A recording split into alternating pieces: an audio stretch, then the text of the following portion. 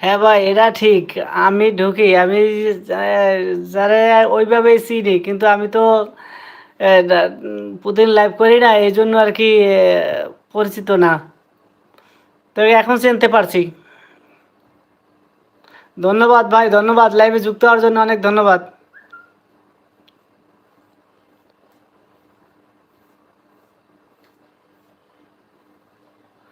ভাই চিনতে পারছি এখন।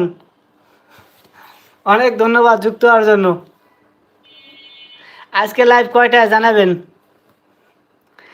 আজকে আপনার লাইভ কয়টায়?